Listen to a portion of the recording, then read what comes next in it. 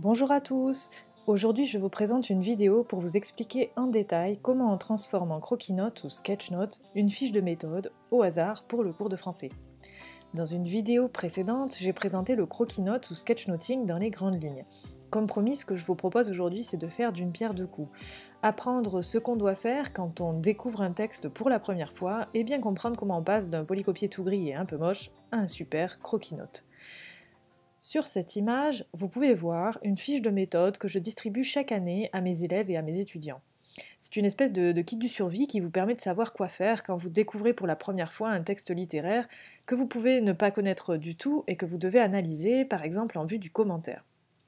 Commenter un texte, par exemple pour le bac ou au-delà, c'est en restituer le sens et l'unicité en s'appuyant sur des exemples précis, c'est-à-dire des citations et des procédés d'écriture. Mais pour en arriver là, il faut commencer par un travail au brouillon, qui doit vous permettre d'identifier rapidement l'essentiel sans partir sur un contresens. C'est à cela que sert cette fiche de méthode, pour partir d'un bon pied dans la découverte du texte. Avant d'entrer dans le détail de la fiche, je remarque d'emblée que les informations sont présentées de façon hiérarchisée et dans un certain ordre. D'abord, il y a le grand titre de la leçon. Il m'indique ce qui doit être au cœur de mon travail de mémoire, à savoir le texte. Ensuite, il y a les numéros 1 à 5 qui m'indiquent quelles sont les différentes étapes pour repérer tout ce qu'il y a à repérer dans un texte que je découvre. Pour construire mon schéma visuel, et avant même de lire en détail, je peux anticiper la taille des informations qui correspond à chaque étape pour disposer les différentes parties de mon dessin. Pour ma part, je vais choisir une forme en étoile, avec au centre le schéma d'un texte quelconque qui me servira de repère, et autour les 5 étapes disposées de façon équilibrée, comme ceci.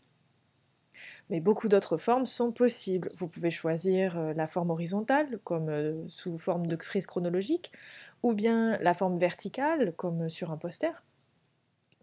Revenons maintenant à nos moutons. Je vais rentrer dans le détail de la fiche, et pour m'en souvenir plus durablement, je m'assure que j'en comprends bien toutes les étapes. Au fil de ma lecture, je vais identifier quels sont les mots importants. Ici, je peux me laisser guider par les caractères en gras. La première étape consiste donc à noter quelles sont mes premières impressions face au texte. Y a-t-il des éléments qui le rendent particulier ou étonnant ? Qu'est-ce que je ressens à sa lecture? Est-ce que j'ai envie de rire, de pleurer ou de m'indigner? Et si je ne ressens rien, j'essaie de me mettre à la place de l'auteur. À mon avis, quelle émotion a-t-il essayé de provoquer en moi? Qu'il ait réussi ou non, le pauvre. Alors, comme l'indique la petite note, c'est cette émotion qui me permet d'identifier un ou plusieurs registres.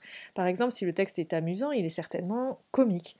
A l'inverse, s'il m'émeut et me donne envie de pleurer, il est peut-être de registre pathétique. Une fois que j'ai bien compris le principe, inutile de tout recopier sur mon schéma. Je reprends les informations principales de ce paragraphe et je choisis des pictogrammes clairs et logiques pour les exprimer en ne gardant que l'essentiel. Par exemple, pour les premières impressions, je dois être à l'écoute du texte. Je peux donc choisir un petit casque audio pour symboliser ce moment particulier où j'entends pour la première fois la voix de l'auteur ou du narrateur. Ensuite, pour trouver le registre, je dois laisser parler mon cœur. Pourquoi pas dessiner un petit cœur alors, comme ceci. Parlons maintenant du code couleur.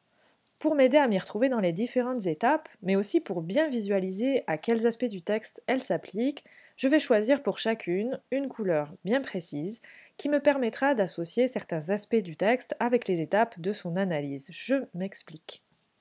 Ici, les premières impressions concernent tout le texte. J'entoure donc en jaune le texte en entier et ma première étape. Et le tour est joué. Il ne me reste plus qu'à procéder de même pour les autres étapes. La deuxième est consacrée au paratexte, c'est-à-dire tous les éléments autour du texte qui permettent de le comprendre. L'auteur, la date de publication, le titre, la situation de l'extrait dans l'œuvre. En fait, le paratexte, c'est un peu l'équivalent du cadre pour un tableau. La troisième étape vise à identifier le mouvement littéraire, c'est-à-dire une période particulière caractérisée par un style spécifique auquel peut se rapporter le texte ou non. Par exemple, ici, les lettres persanes de Montesquieu, parues en 1721, préfigurent le mouvement des Lumières. Le mot mouvement me fait penser à une flèche, comme sur l'axe du temps. Et comme cette étape concerne la date, le code couleur me permet de faire le lien entre le texte et l'étape précédente. Tout est lié d'un bout à l'autre. Quatrième étape, le genre littéraire. Le genre d'un texte, c'est un peu sa marque de fabrique ou son identité, comme pour nous l'identité sexuelle qui figure sur notre passeport. Cela peut être un texte argumentatif, un extrait de roman ou de récit, un extrait d'une pièce de théâtre ou bien un poème. Dans chaque cas, les questions qu'on doit se poser pour bien identifier les éléments importants sont différentes. Par exemple, pour le texte argumentatif, je dois chercher l'enjeu du débat, c'est-à-dire le but visé par l'auteur. Je m'intéresse aussi à la stratégie qu'il adopte. Est-ce qu'il est en train de défendre ou d'accuser? Et enfin, je n'oublie pas de m'interroger sur la forme choisie. Ça peut être une lettre ouverte, un manifeste ou, pourquoi pas, une recette de cuisine. Pour le récit ou le roman, je m'intéresse au point de vue, interne, externe, omniscient, au personnage et au narrateur, est-ce que c'est la même personne? Et à l'ancrage dans le temps et l'espace. Pour le théâtre, il faut bien repérer où se situe l'extrait dans l'œuvre, car ce n'est pas du tout pareil de commenter une scène d'exposition ou une scène de dénouement. Je m'intéresse aussi aux interactions entre les personnages, qui parlent le plus, est-ce que l'un a le dessus sur l'autre? Et pour ça, je prends en compte le type de réplique, tirade, aparté, etc. Enfin, pour la poésie, en plus du sens et des thèmes qu'aborde le texte, je ne dois jamais oublier de commenter la forme et les rimes. La forme, c'est-à-dire est-ce que c'est un sonnet, une ballade, une ode, etc.